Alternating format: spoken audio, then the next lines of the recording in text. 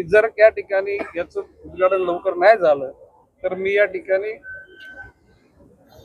लोकशाहीच्या नियमानुसार पोलीस आयुक्तांना, डीसीपी, एसीपी, पीआयला पण पत्र देईन आणि मग या ठिकाणी आम्ही निदर्शन किंवा उपोषण करू.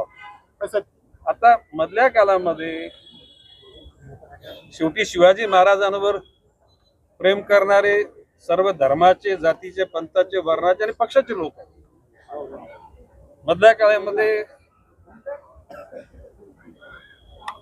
मनसेचे नेते अमितजी ठाकरे यांनी उद्घाटन केलं. त्यांनी उद्घाटन करण्याच्या पाठीमागची भावना ही कुठेतरी कायदा तोडावी अशी नव्हतीच, परंतु कुठेतरी प्रशासनाला जागरूकता घेण्याच्या अनुषंगाने त्यांनी ते केलं.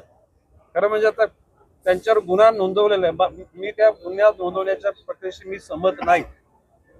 ती प्रक्रिया झाली ती एक प्रकारची म्हणजे स्वयंस्फूर्तीने झाली, नॅचरली झाली.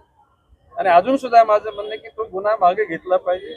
आणि शेवटी छत्रपती शिवाजी महाराजांच्या विषयी सगळ्यांच्याच निष्ठा आहे. म्हणजे या देशातला हिंदू, मुसलमान, बौद्ध, ख्रिश्चन, जैन, शीख असा कुठला समाज नाही की ज्यांना छत्रपती शिवाजी महाराजांच्या विचारसरणीविषयी आणि त्यांच्या कर्तृत्वाविषयी अभिमान नाही.